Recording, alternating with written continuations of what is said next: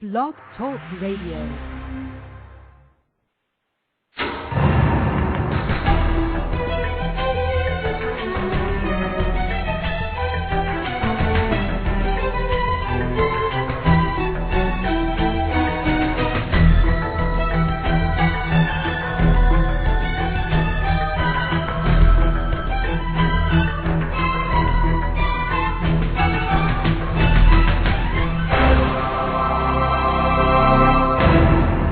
Welcome back to another show, Cursed Net Breakthrough Radio.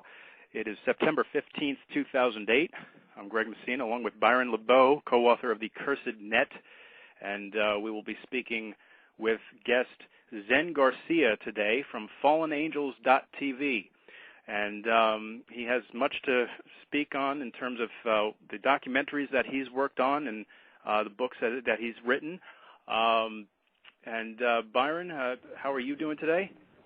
I'm doing fine, Greg. I was interested in learning that our guest today, Zen Garcia, actually lived in the same neck of the woods as another guest we had on the program, Dr. Joy Pugh.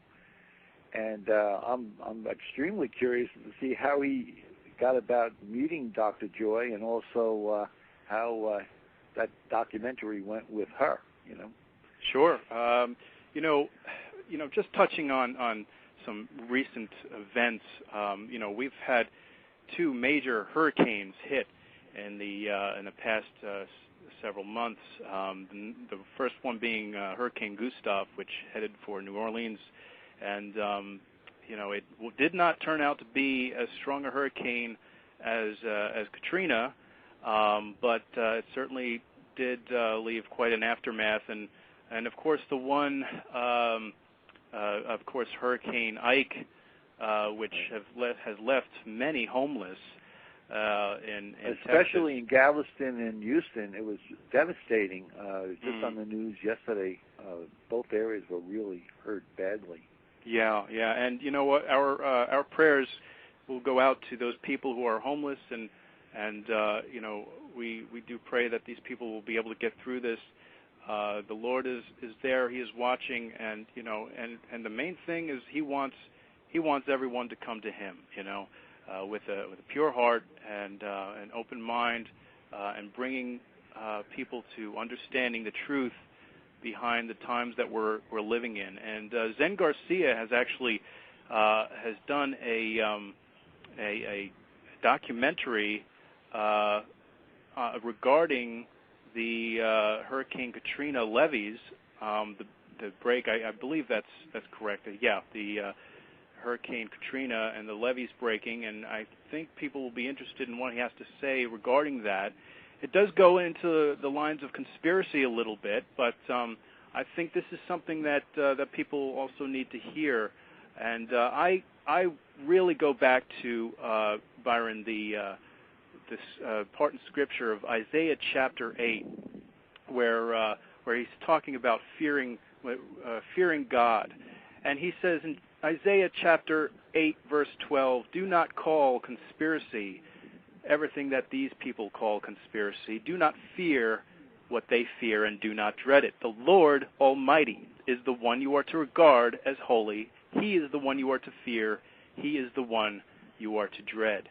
And this is a very important piece in Scripture, because you have to realize that that even though God relents from sending calamity, He does say that He is responsible for it, and that we are a fallen race, and the reason why we go through some of the things that we go through are because we are a fallen race, and that most of our hearts are not on the Lord.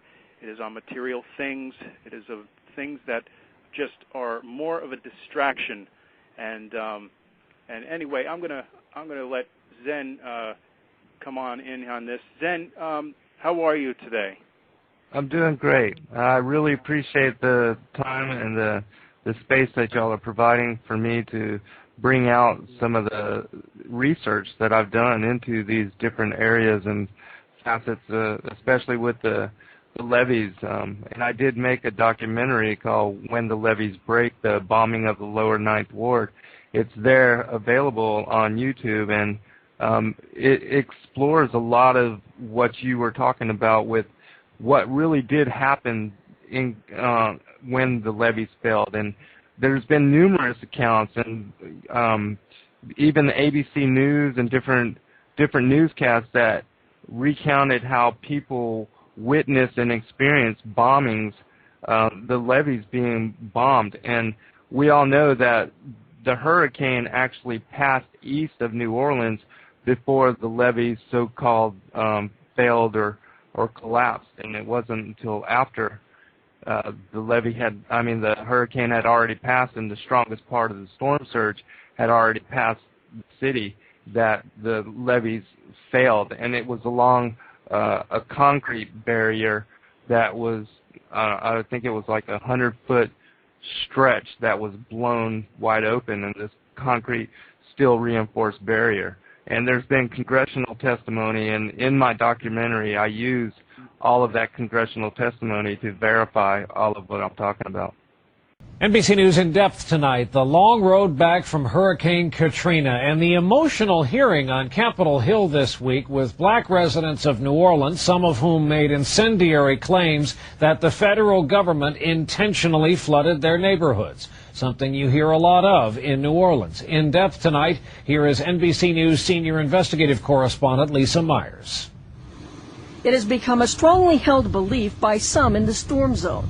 The idea that the destruction of New Orleans' heavily poor, heavily black 9th Ward was neither an accident nor an act of nature. Harsh words at a congressional hearing. I was on my front porch. I have witnesses that they bombed the walls of the levee.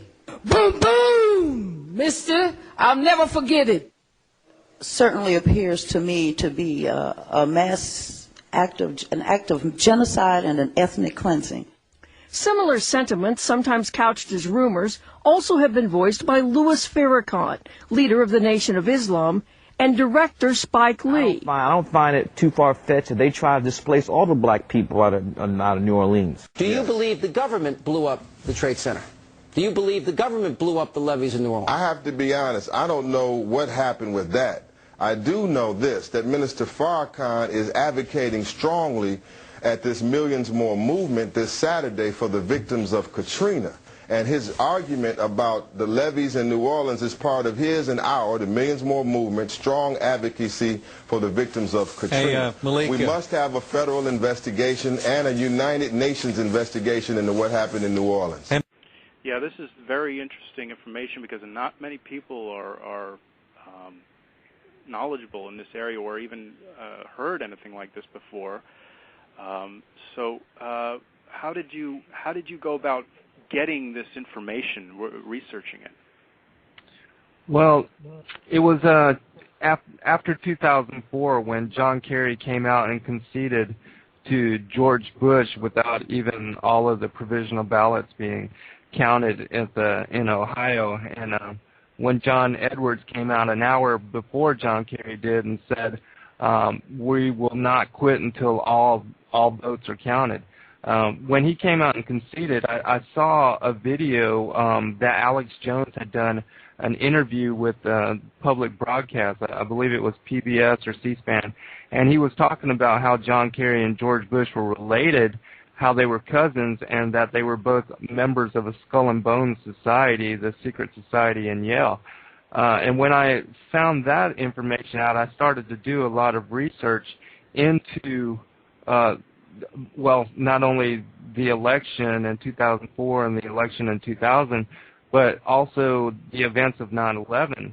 And when I started to research into the events of 9/11 and come to find out a lot of inconsistencies with what were told by the mainstream press and by the government and the things that were reported on, then I started to look deeper into all aspects of, like the 7/7 bombing that happened in London and the different things like that. Because if you really look into all these terrorist events, you find a lot of times that they have connections to government agencies and like the CIA or MI6, and it was those things that gave me an eye for discernment. And so I started to look at everything in the world and everything that the mainstream press was releasing through news reports, and I started to question everything a little bit differently. And because I had that perspective, truth was revealed to me in quite a